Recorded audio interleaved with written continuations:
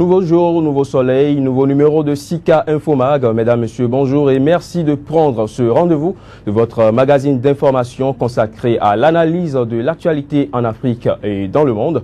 3 quarts d'heure d'infos, dont un exclusivement consacré à l'économie. Le premier et le troisième quart seront consacrés ce vendredi au décryptage de la situation de crise au sein de la garde présidentielle burkinabé.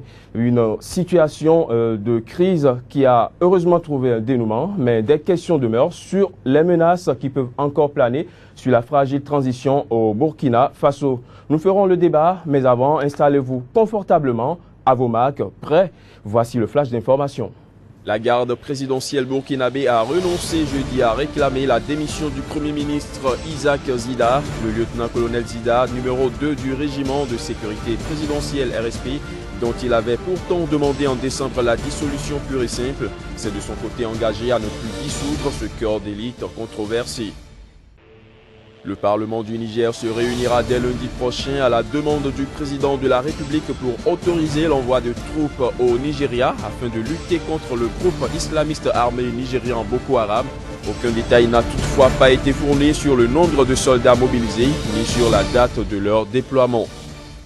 Pour la première fois depuis le début de l'épidémie d'Ebola en Afrique de l'Ouest, un médicament administré à des malades a montré des résultats encourageants lors d'un essai avec une réduction de la mortalité. Ce traitement antiviral japonais, testé sur 80 malades en Guinée, aurait produit des résultats positifs.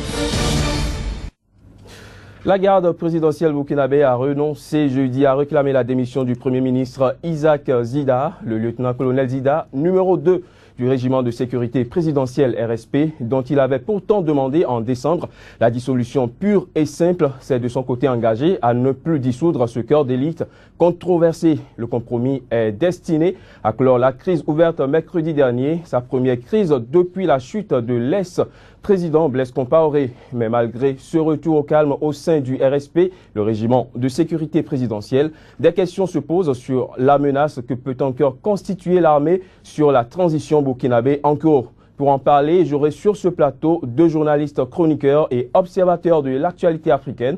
Benjamin Honoré Naoum, rédacteur en chef de la radio Soleil FM au Bénin, et Joël Yetondi, journaliste à Sika TV. Les 2 débatteurs que nous retrouverons dans un petit instant.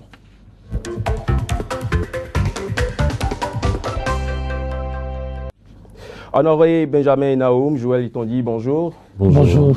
Alors, Honoré, je commence par vous. Vous avez suivi le dernier développement de l'actualité au niveau du Burkina Faso, le régiment de sécurité présidentielle qui a réclamé la démission du Premier ministre Zida avant d'y renoncer par la suite. Quelle lecture faites-vous de la situation? Il faut reconnaître tout simplement que nous sommes d'abord dans un pays de crise, parce que là où les politiques n'ont pas fonctionné normalement et que la rue a parlé et que finalement on met une transition en place, on doit savoir en même temps que c'est une situation de crise et qui doit perdurer et que véritablement pour agir, il faut commencer par gérer mieux les hommes. Et je crois que c'est le problème que le Burkina Faso rencontre aujourd'hui. Parce que après une crise, la première chose à faire, la première chose à réussir, c'est la gestion du capital humain. Et aujourd'hui, on sait très bien qu'il y a une force en présence. Cette force-là ne peut pas être négligée. C'est bien sûr la garde républicaine. En tout cas, l'unité qui a été mise en place pour assurer la sécurité de l'ancien président et sa famille et tout. Donc aujourd'hui, il faut savoir opérer. Je pense que Zida n'a pas joué parfaitement le rôle en matière de gestion de cette unité et c'est ça qui a créé le problème aujourd'hui. Parce que quand vous rêvez d'une dissolution, cela veut dire qu'il faut mettre en place d'autres mécanismes pour soit repositionner les responsables au sein de cette unité, voir comment faire les affectations pour ne pas créer véritablement une situation de confusion, une situation délétère qui pouvait tout simplement mettre ces gens-là dans une difficulté. Parce que c'est l'unité la plus armée, en tout cas au Burkina Faso. Cela veut dire que si on ne gère pas bien, ça peut péter à ce niveau. Et on peut avoir des situations encore plus catastrophiques. Parce que ce qu'on a géré jusque-là, c'est quand même bien. Donc il faut sauvegarder les acquis. Pour sauvegarder les acquis, il faut négocier, il faut échanger avec cette unité pour espérer une meilleure situation dans le pays. Alors, je vous ai bien suivi, Honoré. Vous l'avez dit, au lendemain d'une crise telle que celle que le Burkina Faso a connue, ce qu'il faut vraiment réussir, c'est la gestion du capital humain. Vous trouvez que le Burkina Faso a échoué sur ce point? En tout cas, les signes sont déjà là. Je crois que le président s'est impliqué déjà le même jour et le lendemain pour trouver quand même quelques accords avec cette unité-là. C'est ce qu'il faut faire. Et c'est pourquoi je parle de la gestion humaine. Parce que si vous n'échangez pas avec les gens, parce que vous avez une force en présence, c'est ce qu'il ne faut pas oublier dans ce cas. Ce n'est pas vous, ce n'est pas un vil citoyen dans la rue, mais c'est une unité qui a à sa possession des armes, qui a été bien formée pour assurer la sécurité et qu'il y a des avantages dans la cité avec le président, l'ancien président. Et du jour au lendemain, on remarque qu'effectivement, il faut dissoudre. En tout cas, c'est l'idée mijotée. Parce que ici, ce qu'il ne faut pas oublier, le colonel Zida était le numéro 2.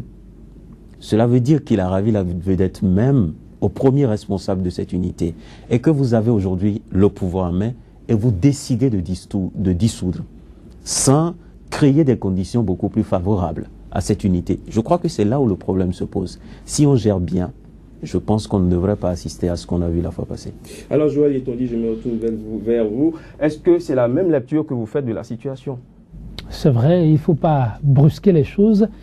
Je ne vous apprends rien en disant que toute transition est fragile et difficile. Et il faut la partition de tout le monde pour pouvoir tourner et de fort belle manière la page. Et dans le cas d'espèce, on n'a pas su prendre le bon bout. C'est ce qui a mené ce à quoi nous assistons. Mais, du reste, ce qui a suivi m'amène à déplorer un fait. C'est quoi? On a demandé la démission de Zida parce que Zida a demandé la dissolution du RSP. Mais à la suite des négociations, ce régiment a fait un certain nombre de revendications. Aller jusqu'à faire des propositions d'hommes qu'on doit positionner. Je trouve que ça ne fait pas sérieux. Ça ne fait pas sérieux. Hier, je ne vois pas qui de ce régiment peut lever son petit doigt et demander à ce que ce soit Is qui soit positionné à tel ou tel autre endroit. Et là, c'est un appel à Kafando. On est chef ou on ne l'est pas. Il n'y a pas de petite transition. Chacun doit jouer sa partition. On ne doit pas profiter de cette situation pour poser un acte comme celui-là. Cela signifie qu'il y a vraiment anguille sous roche, Zida, qui est de la maison, en demandant la dissolution du régiment, tient sur du bon, sans nul doute, vu un peu les revendications que ceux-là ont posées. La transition a combien de temps à passer? Ils demandent qu'on leur paie des primes annuelles, des primes alimentaires. Ce n'est pas croyable. Ce n'est pas possible. Ce régiment, il y a beaucoup à lui reprocher. Et au cours de ces émeutes, ils sont aujourd'hui dans l'œil du cyclone. Amnesty International a reproché beaucoup de choses à ce régiment. Aujourd'hui, on les laisse faire. Il ne faut pas qu'ils pensent que tout est rose à leur niveau. C'est un régiment qu'il faut dissoudre, ça c'est clair. Parce que leur rôle reste un rôle sensible. Kafando ne peut pas venir à la tête du pays dans ces conditions et on lui dira de choisir, non pas de choisir, on lui imposera un chef, ce n'est pas possible, simplement. Donc je pense que cependant, il faut savoir prendre du recul, trouver la formule qu'il faut et calmer les ardeurs. Mais Kafando ne doit pas courber les chines, céder à ces revendications qui ne tiennent carrément pas la route. C'est ma première lecture. Si je vous ai bien suivi de votre point de vue, c'est qu'aujourd'hui, le pouvoir au Burkina Faso est toujours dans la main de l'armée. Je ne dirais pas ça. C'est ce que le régiment pense. C'est vrai que c'est un corps d'élite, mais ne constitue pas l'armée. Il ne faut pas oublier, la composition vient de l'ancien président. La composition de ce régiment, ce sont des fidèles à Blaise Compaoré qui sont là.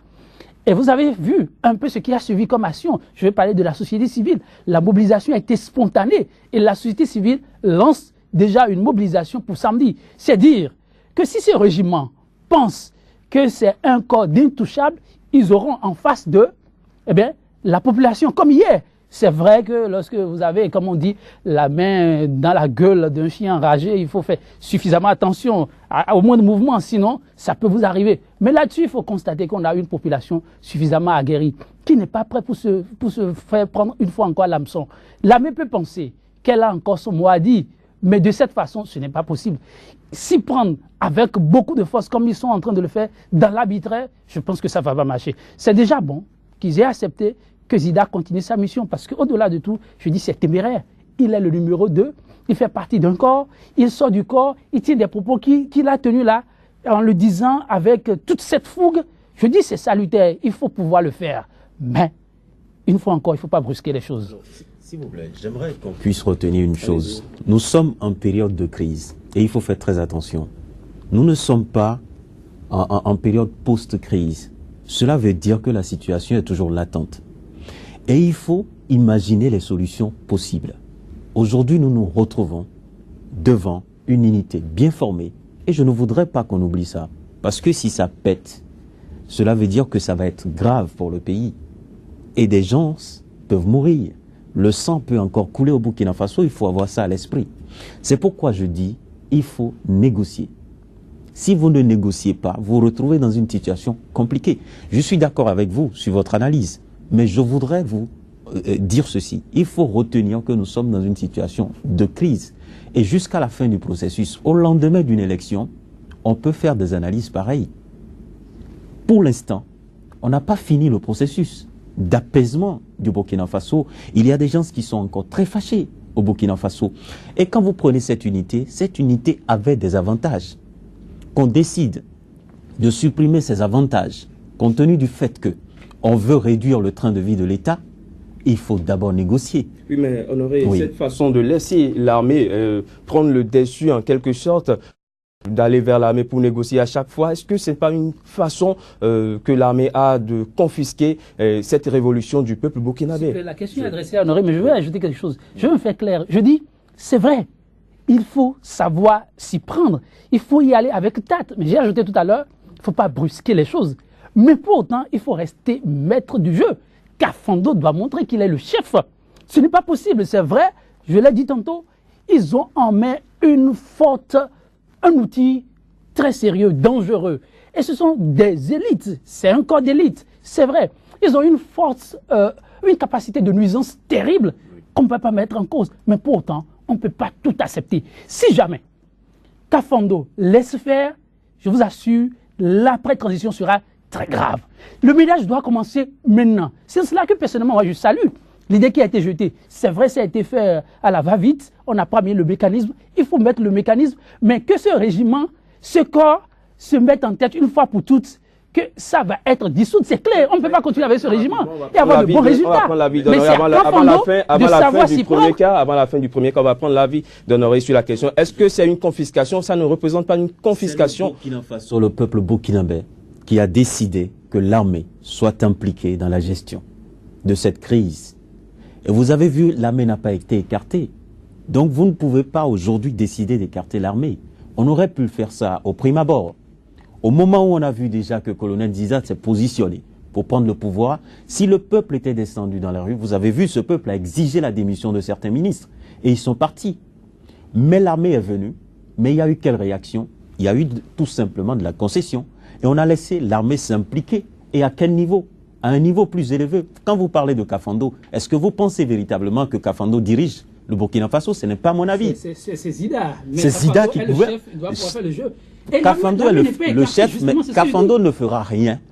Kafando ne fera rien sans Zida. Au Burkina Faso, aujourd'hui, il est obligé de collaborer avec Zida. Et d'une manière ou d'une autre, Zida cherchera toujours qu'on ait l'œil de l'armée dans tout ce qui se fait aujourd'hui au Burkina Faso. Donc c'est pourquoi moi, j'invite plutôt à la prudence. Quand on gère bien cette transition avec cette prudence-là, quelqu'un va venir au pouvoir, demain on va organiser les élections, quand il viendra, il va mettre d'autres rigueurs en place pour gouverner le Burkina Faso. Mais pour l'instant, il faut être tout simplement prudent et négocier avec les gens. Si vous ne négociez pas, vous allez échouer parce que c'est une situation de crise. Oui, prudence, je suis d'accord, je continue de le dire.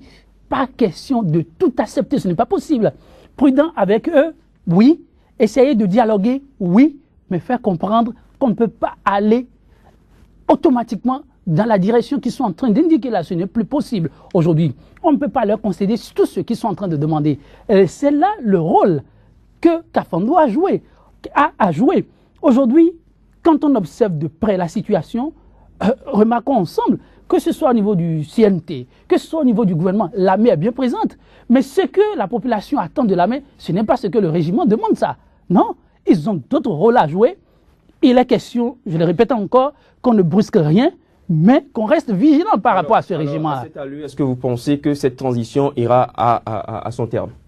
Avec l'armée qui se lève à chaque fois pour... Ça dépendra de ceux qui gouvernent le Burkina Faso aujourd'hui. C'est-à-dire? Ça dépendra de Zida, ça dépendra de Kafando, le président Kafando, ça dépendra également de l'Assemblée nationale. Je crois que on doit tout simplement garder la lanterne rouge. Aujourd'hui, le problème qui se pose, c'est que c'est un pays fragile sur le plan des institutions, parce que ce sont des institutions qui ont été formatées, taillées sur mesure pour pouvoir gérer une transition. Et quand vous êtes dans une ambiance pareille, il faut être très prudent. J'insiste sur la prudence. Et si on est prudent, on négocie bien, on ira jusqu'au bout de la transition. Maintenant, si des individus veulent créer autre situation, parce qu'il peut y avoir des mains invisibles à travers tout ce qui se fait là. Et c'est pourquoi il faut faire très attention. Alors Honoré, nous allons revenir dans ce débat, mais ce sera tout pour l'instant pour le premier quart de ce SICA Infomac. Je vous retrouve dans quelques instants pour la deuxième partie exclusivement consacrée à l'économie.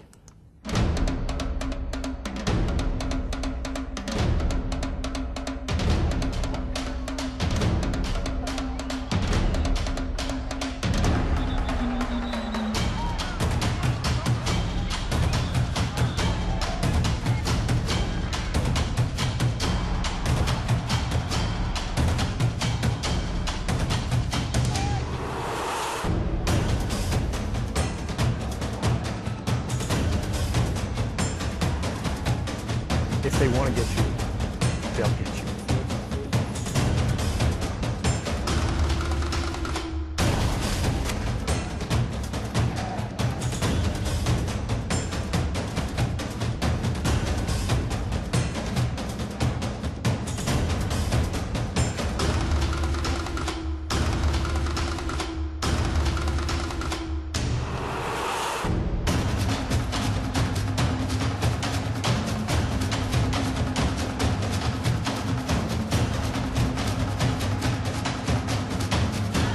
Restez informés à chaque instant sur SICA.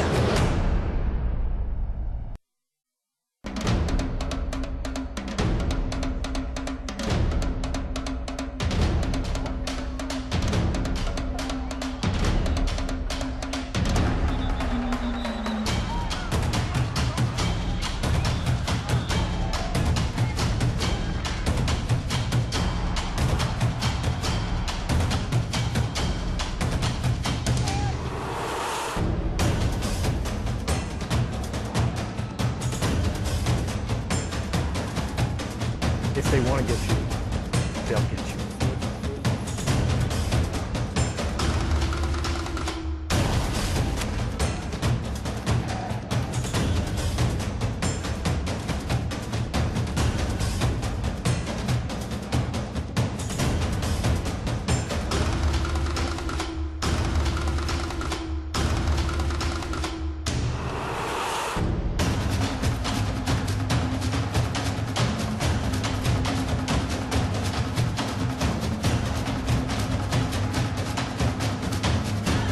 Restez informés à chaque instant sur SICA.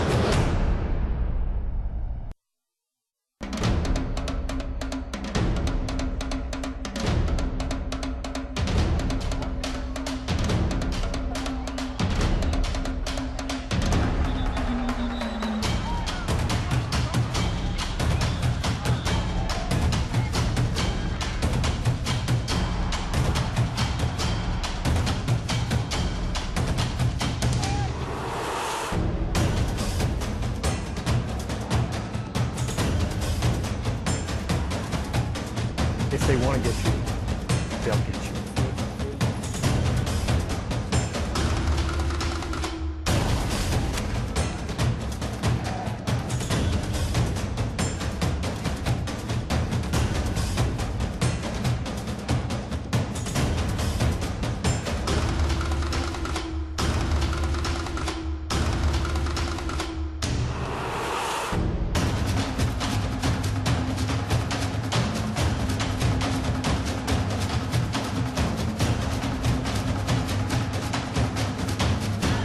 Restez informés à chaque instant sur SICA. Nous ouvrons à présent le deuxième quart de ce magazine, un deuxième quart consacré exclusivement à l'actualité économique. Le journal de l'économie sera aujourd'hui une présentation de Inès Awansou, mais c'est tout juste après ce jingle.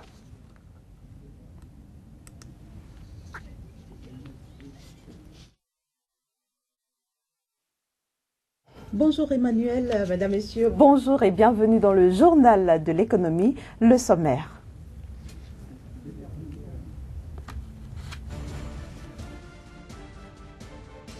Le Kenya émettra bientôt 2 emprunts domestiques, montant total cumulé 273 millions de dollars. 100 millions de dollars, c'est le montant de l'allègement de dette que le FMI vient d'accorder au Libéria, à la Sierra Leone et à la Guinée pour cause d'Ebola.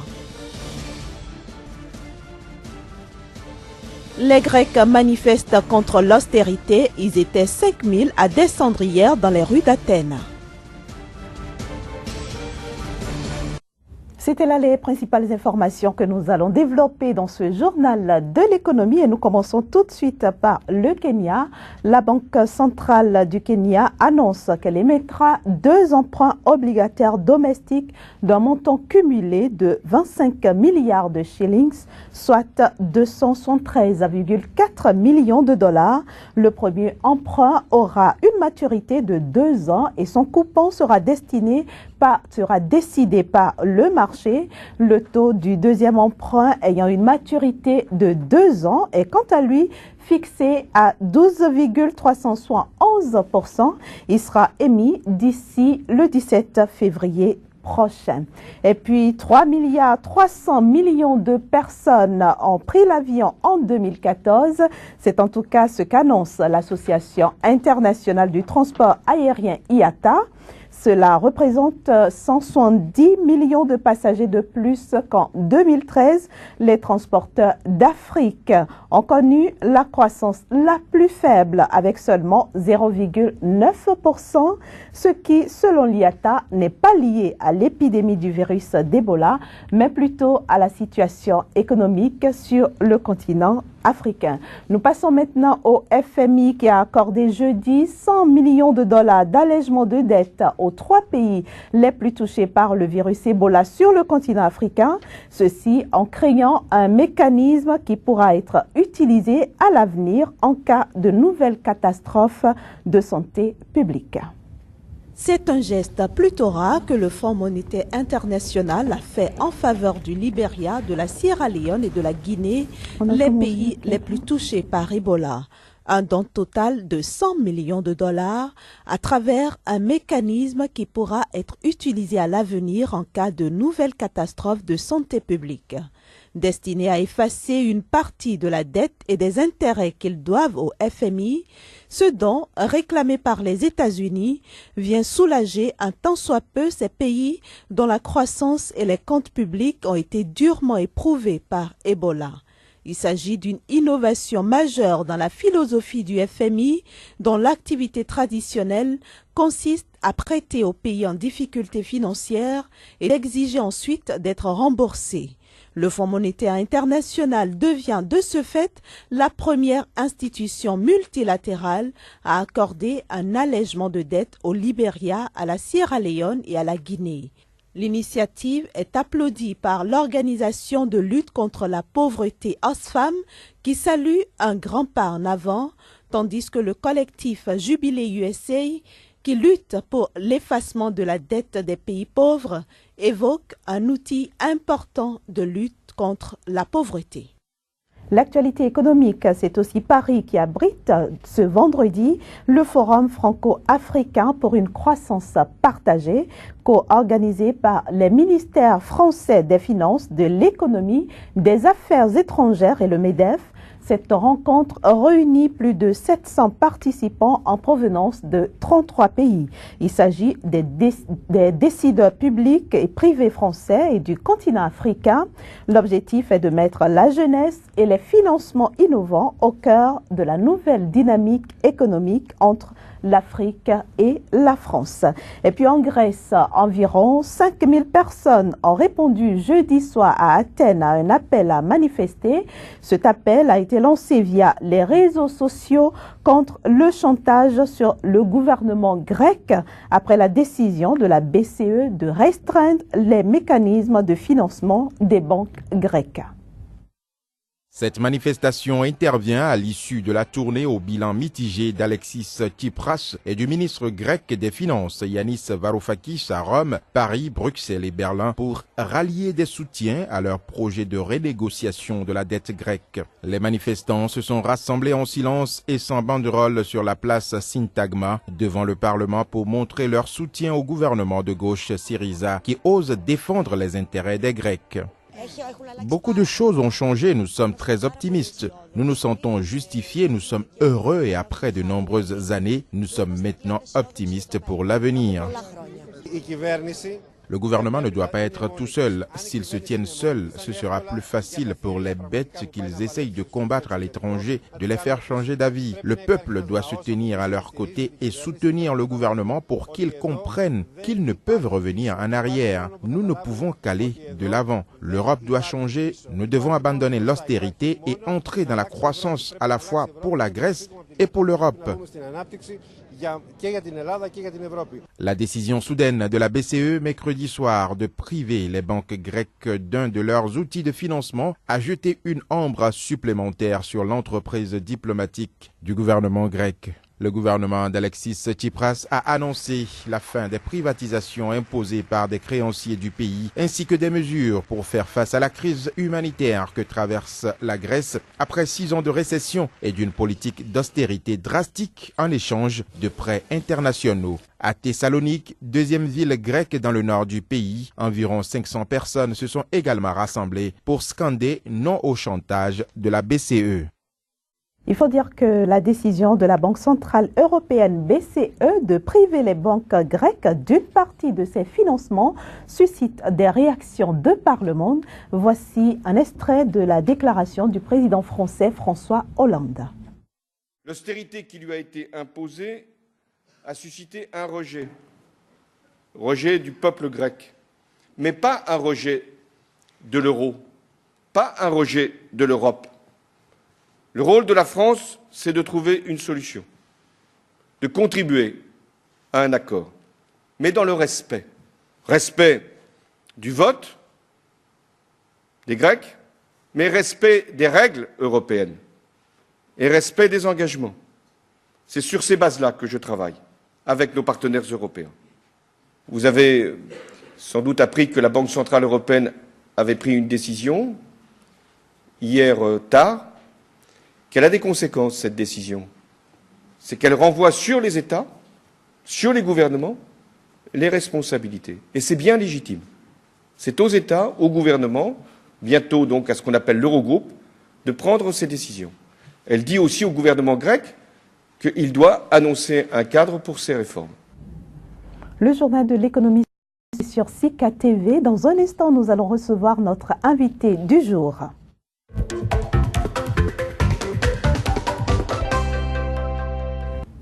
Madame Soléat Dourokmendou, bonjour. Bonjour madame. Ravi de vous retrouver sur le journal de l'économie. Alors avec vous aujourd'hui, nous allons parler du Forex. Qu'est-ce que ça veut dire? Tout à fait. Le Forex est un produit du marché boursier et contraction des termes foreign, exchange, qui désigne marché d'échange, marché des devises. Le Forex est donc le marché sur lequel les devises sont échangées à des taux de change qui varient sans cesse. Et le Forex, il faut dire que le Forex est le deuxième marché financier en termes de volume global, c'est-à-dire la masse d'argent qui est échangée sur le marché financier. Mais de manière concrète, comment est-ce que le Forex fonctionne?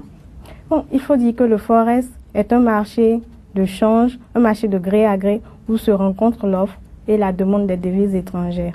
Et toutes les devises sont cotées sur la bourse financière là, comme des parités, c'est-à-dire qu'on met en opposition deux devises et on essaie de voir laquelle prend de la valeur aujourd'hui ou laquelle baisse aujourd'hui. Et il faut aussi... par exemple le dollar et l'euro. Oui, par exemple le dollar et l'euro. Et nous avons principalement 4 parités. Nous avons l'euro, le dollar et le yen, la monnaie japonaise, le livre sterling et le dollar.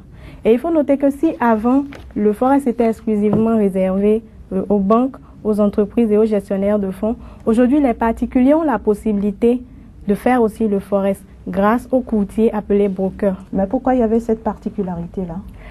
En fait, contrairement à ce que les gens pensent, que le forest c'est de la spéculation, ce sont des calculs, c'est de la mathématique. Parce que si ce n'est pas le cas, vous allez perdre votre argent. Les gestionnaires de fonds, eux, ils ont des paramètres qui leur permettent de savoir quoi parier, se positionner à l'achat ou à la vente, selon la sensibilité du marché.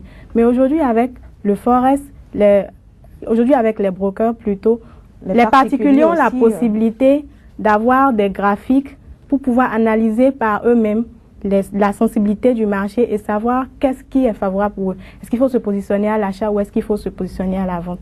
Et pour cela, vous devez ouvrir un compte titre chez le broker où vous investissez un capital. C'est avec ce capital-là que vous passez les ordres d'achat ou de vente. Mais qu'est-ce qu'on y gagne exactement? En réalité, c'est comme un pari, mais basé sur des calculs.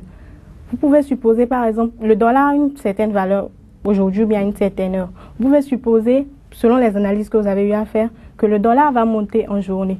Et c'est comme au marché. Quand vous achetez quelque chose, vous obtenez un bénéfice quand vous avez la possibilité de revendre cette chose un peu plus cher. Donc c'est un peu comme ça que ça se passe sur le marché. Vous achetez à une telle valeur, et vous espérez qu'en fin de journée, la valeur augmentera pour que vous puissiez revendre plus cher. Merci beaucoup, Madame Merci Soléat. Vous restez avec nous puisque aujourd'hui encore, nous allons analyser quelques tendances du jour. Oui. Et c'est juste après ceci.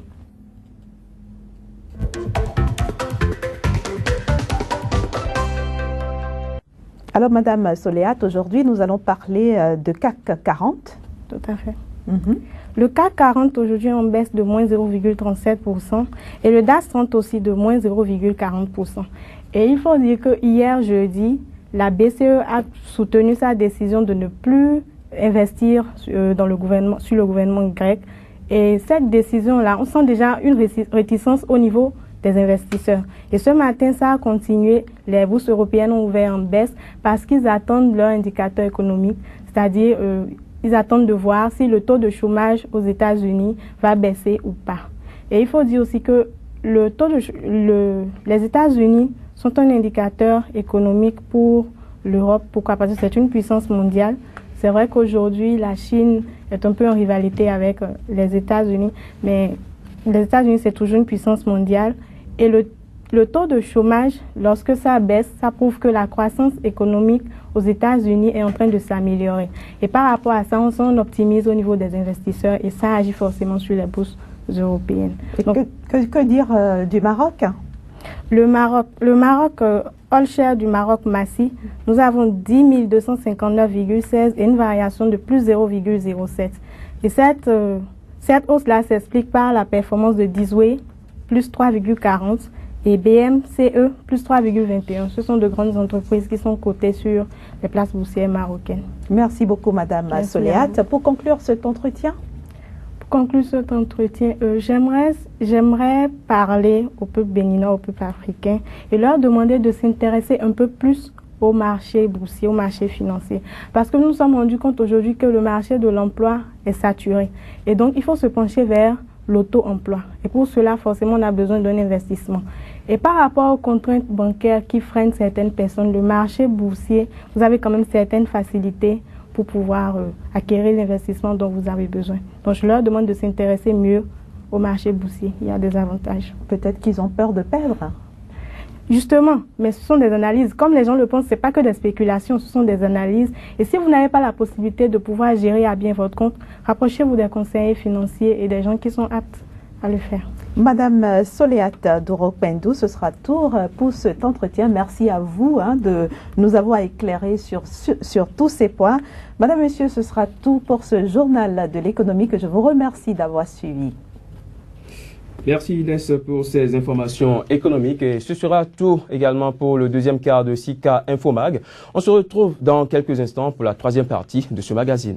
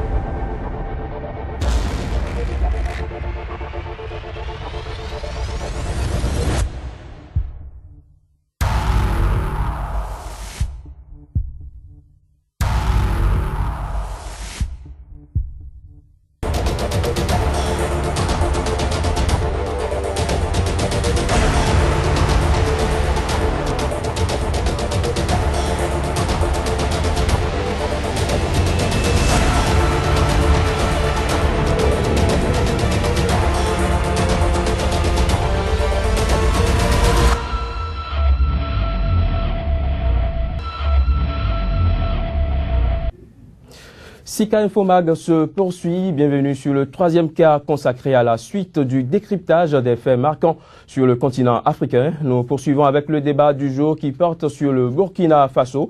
La garde présidentielle au Burkina Faso est-elle une menace pour la révolution? C'est le thème du jour. Nous y reviendrons juste après ce flash.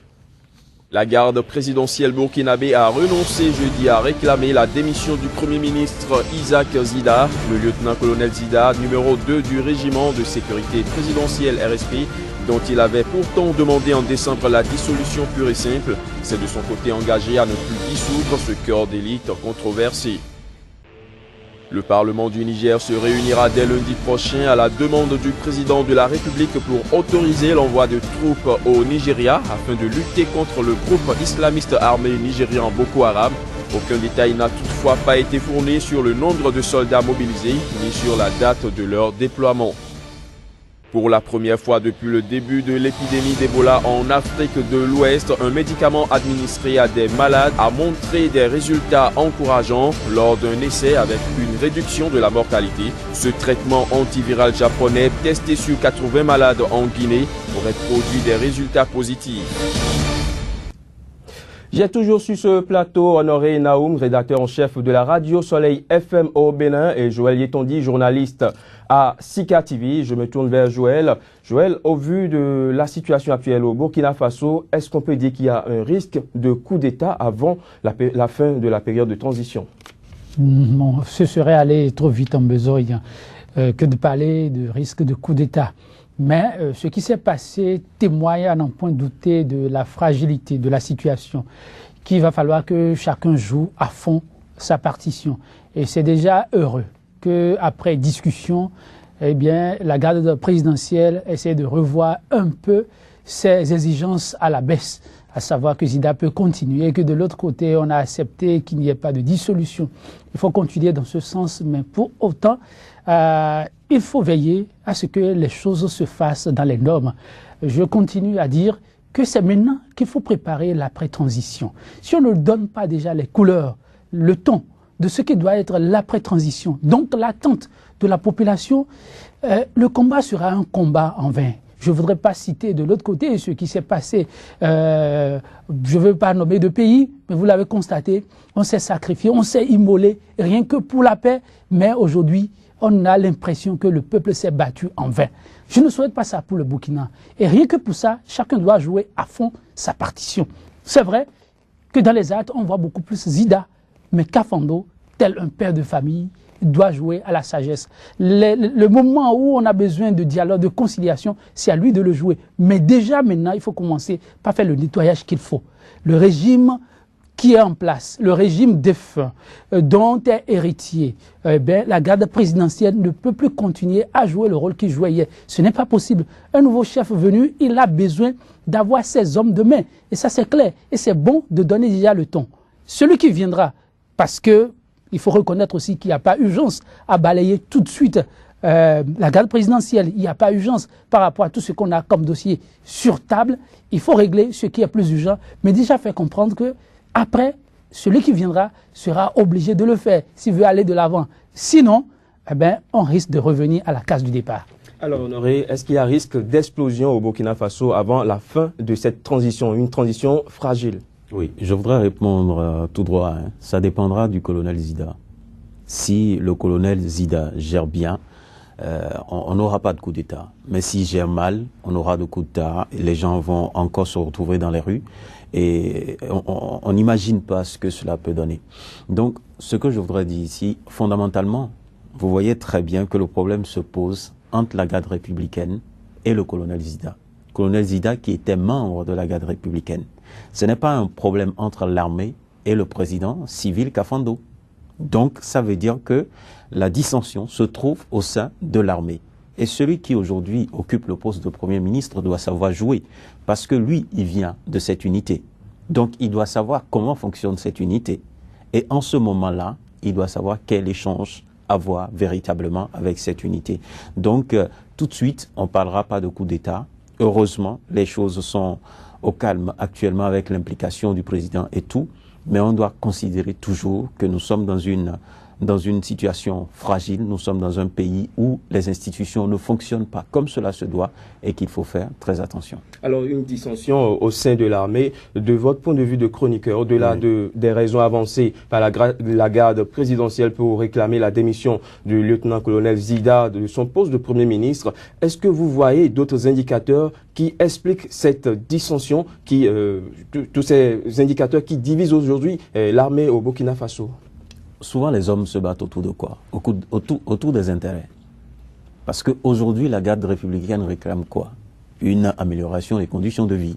Tout simplement, il y a des primes qui étaient attribuées. Il faut conserver ces primes-là. Et de l'autre côté, il faut positionner certains responsables. On souhaite par exemple que le numéro 1 devienne chef d'état-major. Je crois que ce sont les exigences et je crois quand même qu'il y a eu un peu de concession. Donc ici, il s'agit d'intérêt. Et il s'agit pour cette garde-là républicaine de garder certains avantages au sein de la République. Et je pense que c'est à ce niveau qu'il faut opérer. On peut accorder ce qu'on peut. Mais de l'autre côté, il faut échanger et montrer véritablement que ce que nous avons à faire aujourd'hui pour le Burkina Faso, c'est de réussir la transition et non pas commencer tout de suite par sanctionner. Parce que nous sommes encore dans la crise. On doit attendre la fin de la crise et commencer par poser des actes. Tout de suite, il faut savoir manager. Parce que si on ne gère pas bien, on se retrouvera dans une situation confuse. Il y aura dissension un peu partout, même au sein de... Quand vous prenez aujourd'hui la société civile au Burkina Faso, on ne peut pas dire que c'est la satisfaction totale, compte tenu de l'implication aujourd'hui de l'armée, le colonel Zida qui gère le pays comme si c'est lui qui était le président de la République. Donc en réalité, on ne peut pas avoir de la satisfaction un peu partout. Il faut accepter les concessions plutôt, échanger avec les uns et les autres et trouver le bon bout pour conduire cette transition jusqu'à la fin. Et je répète, et j'insiste là-dessus, tout dépendra du colonel Zida, parce que c'est lui qui est le Premier ministre. Donc il a un rôle déterminant à jouer et Kafando viendra effectivement, en tant que président de la République, il pourra calmer les acteurs et autres. Mais si Kafando ne gère pas bien avec son ancienne unité, ça veut dire que le pays se retrouvera dans une situation catastrophique. Alors tout dépendra de Zida. Est-ce que vous trouvez que Zida en fait un peu trop les menaces de déterrer de vieux? Moi je pense que d'abord c'est un homme qui a un appétit vorace. Parce que positionner ces hommes, parce que c'est ce qu'il est en train de faire, il est en train de positionner ses proches. Pour quelle intention? En réalité, pour ma compréhension, il est là pour un temps. Il doit conduire la transition avec Kafando et l'Assemblée nationale. Et bien entendu, à la fin, ces gens-là doivent s'effacer et d'autres vont prendre le pouvoir et gérer le pays. Pourquoi Zida trouve qu'il est nécessaire de donner des avantages beaucoup plus à ces hommes, positionner ces hommes à des niveaux de responsabilité? Je pense que tout le problème se trouve là. Peut-être que l'homme a des ambitions politiques. S'il a des ambitions politiques, il laisse la transition.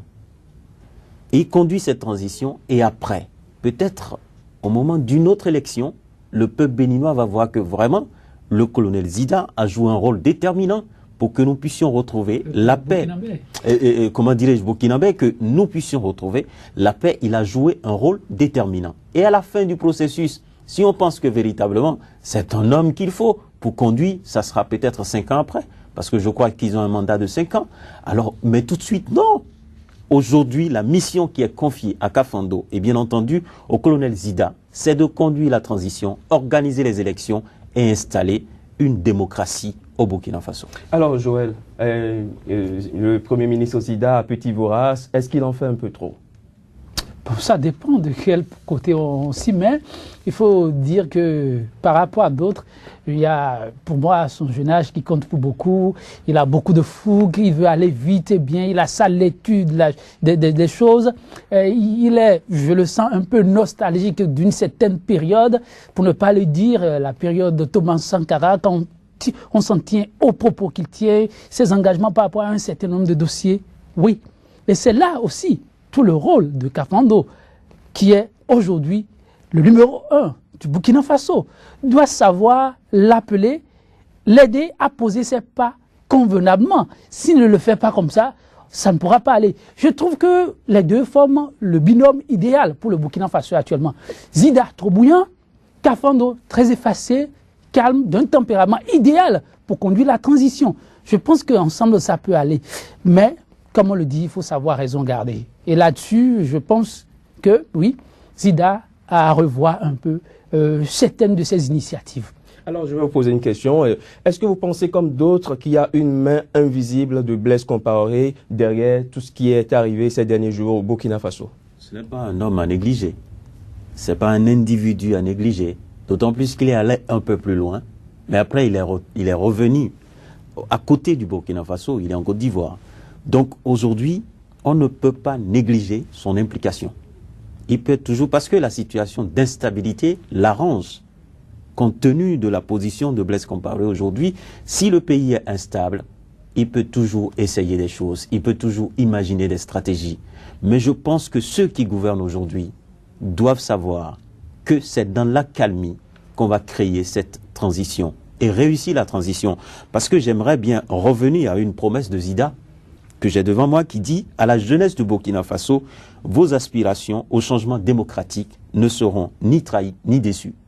Cela veut dire qu'il a pris un engagement vis-à-vis de la jeunesse, parce que c'est la jeunesse qui a décidé de faire partie de Blaise Compaoré. Donc on ne doit pas poser des actes pour mettre cette jeunesse-là en difficulté, parce qu'il y a un problème à régler sur le plan économique. Il faut trouver de l'emploi à ces jeunes qui étaient lésés, parce que l'avantage était seulement dans un camp avant. Donc aujourd'hui, on doit revoir la redistribution économique réellement au sein du pays et permettre aux uns et aux autres de trouver une situation beaucoup plus confortable. Et ça, Zida a un rôle déterminant à jouer et je voudrais lui demander de revenir à ses promesses. Car il a dit, les aspirations de la jeunesse ne seront ni trahies ni déçues. Et quand on parle d'aspiration ici, c'est d'abord rétablir la démocratie au Burkina Faso. Joël, en quelques secondes, parce que nous sommes au thème de cette émission, est-ce qu'il y a une main visible de Zida et de Compaoré derrière toute cette situation? 20 secondes, 20 secondes. Je dirais que ce n'est pas à négliger. C'est en cela que je dis on doit continuer à jouer à la transition. Et je dis c'est heureux pour le Burkina d'avoir Zida là. C'est l'homme qu'il faut pour accompagner aux côtés de Kafando la transition et de fort belle manière. C'est à encourager ce qui se fait aujourd'hui. Mais il faut savoir raison garder, ne jamais brusquer qui que ce soit. Il faut savoir raison garder et ne brusquer qui que ce soit. Ce sera tout pour Sika Info Mag de ce jour. Mais avant de partir, suivez ceci.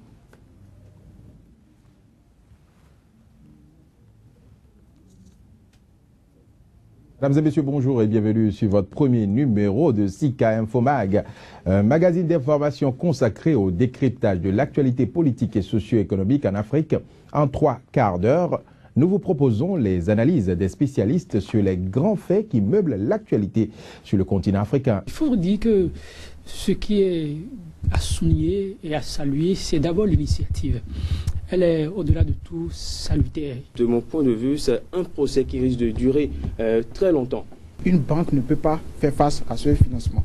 Donc c'est plus facile à cet état. Sika Info Mag, c'est du lundi au vendredi sur Sika TV. Un autre visage de l'actualité en continu sur le continent africain. Sika Info Mag de ce jour, stop et fin, terminus, tout le monde descend, mais restez toujours avec nous, le meilleur reste à venir sur Sika.